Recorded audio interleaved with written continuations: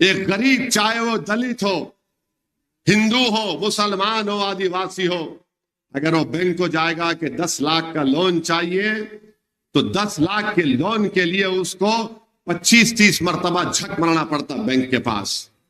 मगर यहां पर 6,000 करोड़ का लोन 10 साल में नरेंद्र मोदी ने अपने चाहने वालों को दे दिया। बताइए देश कहां जाएगा फिर, किस राह पर मुल्क चला जाएगा।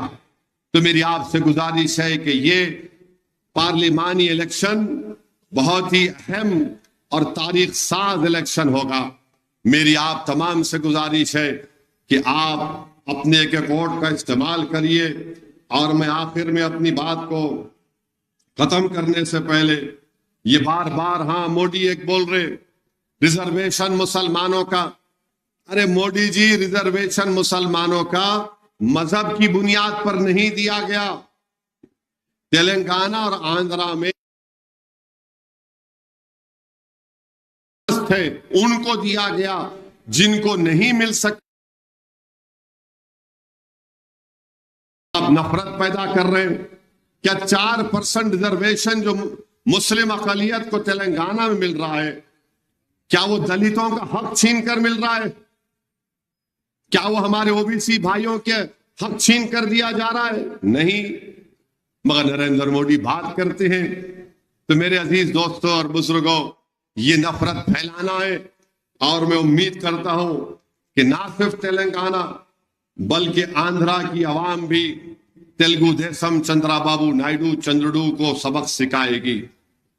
वहां पर तेलुगु देशम जनसेना वो एक्टर, और हिंदुस्तान का बल्कि दुनिया का सबसे बड़ा एक्टर है तो नरेंद्र मोदी है।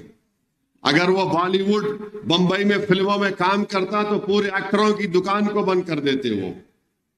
वो कह रहे हैं कि रिजर्वेशन। अरे बताओ चंद्राबाबू नायडू, तुम्हारा पोजीशन क्या है? क्या तुम खड़े रहकर बोल सकते कि नरेंद्र मोदी की बात को हम नहीं मानेंगे? जगन मोहन रेड्डी अगर जीतेगा, जो मुझे यकीन है इंशाअल्लाह, तो यकीनन जगन मोहन रेड्डी आंध्रा में रिजर्वेशन को जारी रखेगा। जगन मोहन रेड्डी ना सिर्फ रिजर्वेशन को जारी रखेगा बल्कि इस हमारे मुल्क के आइन को भी बचाने की कोशिश करेगा। तो मेरी आपसे गुजारिश है कि जहां तक मेरी आवाज पहुंच रही है, आप तमाम से मेरी अपील है कि 13 तारीख के दिन आप अपने के कोड का इस्तेमाल करिए। और मैं अपनी बात को इस बात पर खत्म करूंगा। एक हैदराबाद के एक मशहूर शायर थे हिमायतुल्लाह साहब, अल्लाह उनकी मग़फ़िरत करे।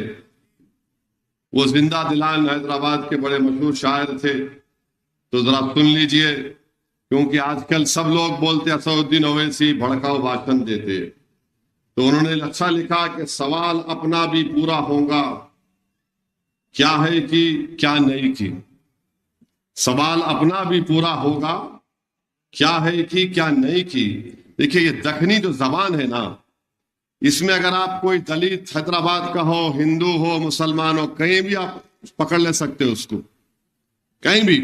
अब मैं एक बार दिल्ली के ट्रेन में जा रहा था, वो मेट्रो एयरपोर्ट को, तो मैं एक तरफ बैठा हुआ था, लोग नहीं देखे। सामने से एक साहब गुफ्तगू शुरू करे फोन पे, तो पीछे से एक बोला, अरे खट्टी दाल है जी इन्हें। तो सवाल अपना भी पूरा होगा, क्या है कि क्या नहीं की। ये मोदी को कब सुख होगा, क्या है कि क्या नहीं की। इलेक्ट्रल बॉन्ड से करोड़ों ले लिए, फिर बोल रहा ना खाऊंगा ना खाने दूंगा। सवाल कर रहा हूं आपसे, इलेक्ट्रल बॉन्ड से करोड़ों ले लिए, फिर बोल रहा ना खाऊंगा ना खाने दूंगा। क्या किया नहीं किया, क्या है कि नहीं की, क्या है कि क्या नहीं की। ये गारत का घड़ा भरता नहीं होगा,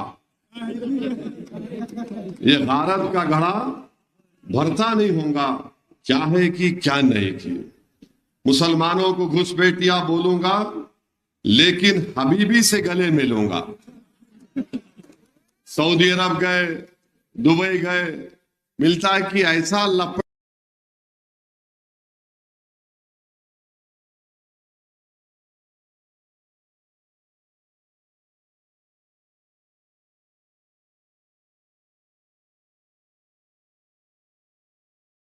लपटते उन्हें प्लेन से उतरता लपट लेते उन्हें।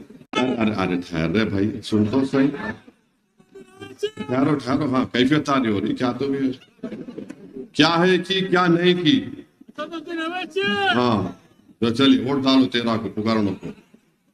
22 घंटे काम करके मुल्क को 22 घंटे काम करके मुल्क को बैगन में मिलाऊंगा।